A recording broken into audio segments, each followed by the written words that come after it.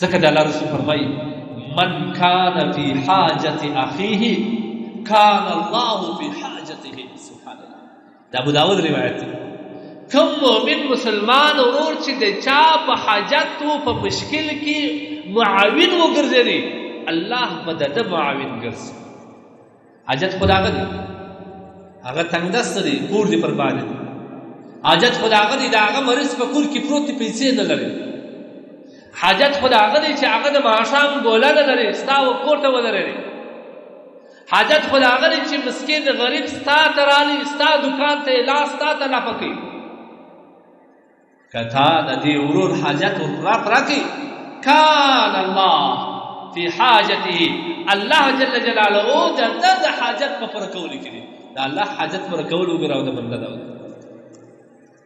ما درته وویل چې الله جل جلاله ډېر مهربان دی پر خپل مخلوق باندې. چا چې د الله د مخلوق سره ښه رویه وکړه، الله د ده سره کوي. ځکه چې حدیث کې راځي، حدیث قدسي دی، الخلق عیال الله. دا مخلوق چې تی وینې دا د الله عیال دی. فاحب الخلق الى الله من احسن الى عیاله. الله ته په مخلوق کې د ټولو محبوبه کس هغه کس دی چې د ده د مخلوق سره ښه رویه کوي. الله ته د ټولو مخلوق کې د ټولو بهتره کس، د ټولو محبوب کس هغه دی چې د ده د بندګانو سره، د الله جل جلاله د عیال سره، د الله د مخلوق سره نرمه لهجه کوي، ښه رویه کوي. الله ته دا کس د ټول مخلوق. نو زما او ستا رویه د مخلوق سره کوم روانه ده؟ زما او ستا په بازار کې د مخلوق سره کوم رویه روانه ده؟ هسې کوم یو مظلوم کس پیدا کوي، هغه چې څومره ظلم الله را کړی دی، علیاذ بالله، چې څومره طاقت را سره وي، هغه به ټول پر ده باندې سپاري. الله جل جلاله به خود دا نظام ګډوډه کړي. ته وګوره څه حالات دي په دنیا کې. هر مسلمان پریشان. حال دا دی چې الله فرمایي چې یوازې په اسلام کې سکون او خوشحالي ستا، په بل هېڅ کې نشته. بیا هم مسلمان پریشان دی. د مسلمان د پریشانۍ وجه دغه ده چې موږ د الله او د الله د رسول پر هدایاتو باندې نه کړو. دغه نن څلور خبرې تاسو وګورئ چې په موږ کې شته که نشته. یوه خبره مې درته وکړله چې چا د مؤمن مسلمان حاجت ورپوره کوي.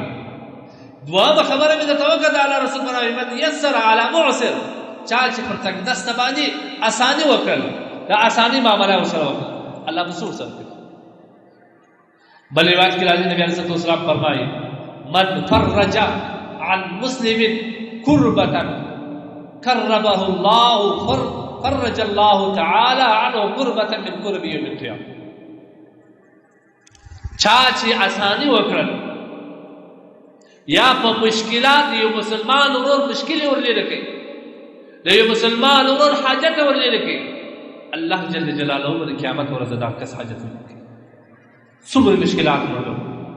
یو کس دعوی تا شاهد یې تا یې لیدلي، هغه تا ته ودرېدی چې راشه زما او دا ورور په جنجال سره اخته یو، ته په هغه ورځ وې، دا شی تا په خپله لیدلی دي، راشه دا شاهدي ادا کړه. دا د تربورګروي د وجې څخه، د اکا د زوی د وجې څخه د دې مسلمان ورور په حق کې شاهدي نه ادا کوي. د الله رسول په دې کې کوم وایي من کتم شهاده، چا چې حق شاهدي پټه کړل، د قیامت په ورځ به د هغه کس ډېر بد انجام وي. من څومره کسان په جنجال سره اخته دي، یو بل کس په خبرې چې هغه پر حق دي، بل پر باطل دي، دومره د خولې څخه د ویرې ده، د قومیت د ویرې، د تعصب د ویرې، د قرابت د ویرې، دی دا خپل حق نسي ظاهرولی چې دا مسلمانانو سره خلاص کړي. څومره مشکلات موږ لرو په دا صحراو کې، په بازارونو کې، معامله کې مشکلات دي، پر ځمکه باندې جنجالونه، پر پلو پر ټال باندې جنجالونه. ها دا دی چې دا ټول کلیوال په خبر دي، لیکن شاهدي نه ادا کوي.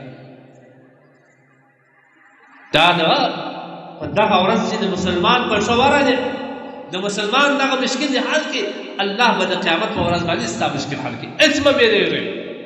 د حق شاهدي لپاره، د حق شاهدي لپاره ولو که د خپل پلار په خلاف باندې لا ضروري او لازمي به ورکوي، او په دې کې به د هېچا څه ډار نه کوي، بیا به الله تبارک وتعالی تا د دغه نعمتو خاوند ګرځي.